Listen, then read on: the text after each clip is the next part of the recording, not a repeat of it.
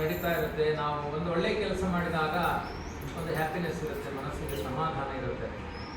ದಾನೇನ ಪ್ರಾಪ್ಯತೆ ಸ್ಥಾನಂ ನತು ವಿತ್ತಸ್ಯ ಸಂಚಯ ಅಂತ. ಮೋಡ ನೋಡಿ ಸಮುದ್ರ ನೋಡಿ ಎನ್ನುತ್ತೆ ಸುಭಾಷಿತ. ಮೋಡ ನೀರು ದಾನ ಮಾಡಿ ಮಾಡಿ ಮಾಡಿ ಅದು ಮೇಲೆ ಇರುತ್ತೆ ಯಾವಾಗಲೂ. ಸಮುದ್ರ ನೀರು ಕೊಡದೇನೆ ಉಪ್ಪು ನೀರಲ್ವಾ, ಅದು ಕೆಳಗೆ ಇರುತ್ತೆ.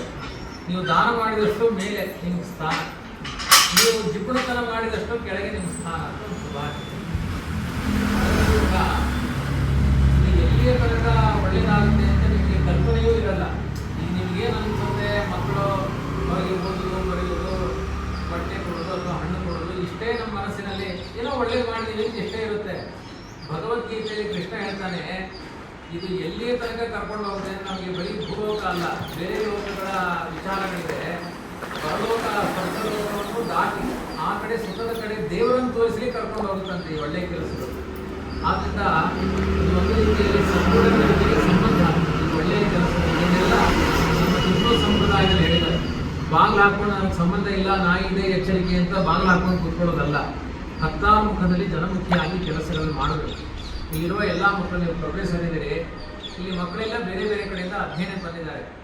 ಎಲ್ಲ ತುಂಬ ಜಾಣ ಮಕ್ಕಳು. ನೀವು ಸಂತೋಷ ಪಡ್ತೀರಿ ಏನು ಅಂದರೆ, ಮಹಾಭಾರತ ರಾಮಾಯಣ ದಿನಕ್ಕೆ 4 ಗಂಟೆ ಓದ್ತಾರೆ. ಅದ್ರ ಜೊತೆಗೆ ಈ ಬಾರಿ 10th 94, 91, 93 ಈ ಮಾರ್ಕ್ ತಗೊಂಡಿದ್ದಾರೆ ಪರ್ಸೆಂಟೇಜ್ ಮೊನ್ನೆ ಎಲ್ಲರೂ ಕೂಡ ಹೊರಗಡೆ ಸ್ಕೂಲ್ಗಳಲ್ಲಿ. ಆದ್ದರಿಂದ ಹೊರಗಡೆನೂ ಓದಿಕೊಂಡು ನಮ್ಮ ಧರ್ಮ ಸಂಸ್ಕೃತಿಗಳನ್ನು ರಕ್ಷಣೆ ಮಾಡ್ತಾ ಇದ್ದಾರೆ. ಬೇರೆ ಬೇರೆ ಊರುಗಳಿಂದ ಈ ಮಕ್ಕಳುಗಳೆಲ್ಲ ಬಂದಿದ್ದಾರೆ. ಆದ್ದರಿಂದ ನೀವು ಮಾಡ್ತಾ ಇರುವ ಕೆಲಸ ತುಂಬ ಸಾರ್ಥಕವಾದ ಕೆಲಸ. ಮನೆಯಲ್ಲಿ ಯಾವ ಕೆಲಸ ಬಿಟ್ಟರು ಈ ಕೆಲಸ ಮಾತ್ರ ಬಿಡಬೇಡಿ ಅಂತ. ಆದರೆ ಎಲ್ಲ ಕಡೆಗೂ ಮಾಡಿ ಇದನ್ನು. ಇದು 10 ಜನಕ್ಕೆ ಸ್ಫೂರ್ತಿ ಆಗಲಿ. ಮತ್ತು ಈಗ 272 ಅವ್ರು ನೋಡಿ ಒಂದು ಸಂತೋಷ ಪಡಬೇಕು ನೀವೆಲ್ಲ. ಏನು ಅಂದರೆ, ನಾವು ಒಂದಷ್ಟು ಕೆಲಸ ಮಾಡಿದ ಮೇಲೆ ಅಯ್ಯೋ ಅನಿಸುತ್ತೆ.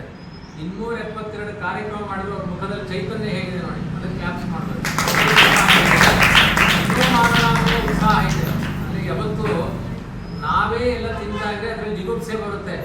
ಸಮಾಜ ಕೊಟ್ಟಾಗ ಆನಂದ ಹಂಚಿಕೊಂಡ್ರೆ ಅದರಲ್ಲಿ ಉತ್ಸಾಹ ಬರುತ್ತೆ. ಆ ಥರ ಕೆಲಸಗಳನ್ನು ಮಾಡ್ತಾ ಇದ್ದಾರೆ.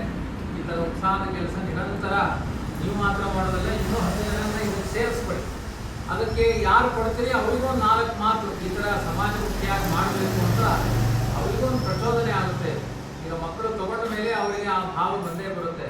ನಮ್ಮ ಗುರುಗಳ ಬೇಜಾರು ಸ್ವಾಮಿಗಳು ನಮ್ಮನ್ನು ಗುರುಕುಲದಲ್ಲಿ ಇಟ್ಟು ಅನ್ನ ಹಾಕಿದ್ರು. ಅವರು ಯಾವಾಗಲೂ ಅವ್ರು ನಮ್ಗೆ ಹೇಳ್ತಾ ಇದ್ರು, ನಿನಗೆ ಹಾಕಿದ ಅನ್ನ ಸಮಾಜದ ಅನ್ನ, ನಿನ್ನ ಮನೆ ಅನ್ನ ಅಲ್ಲ, ಇದು ಸಮಾಜದ ಅನ್ನ, ನೀನು ಸಮಾಜಮುಖಿಯಾಗಿ ಮಾಡಬೇಕು ಅಂತ. ಅದು ನಮಗೆ ಸ್ಫೂರ್ತಿ ಆಯಿತು.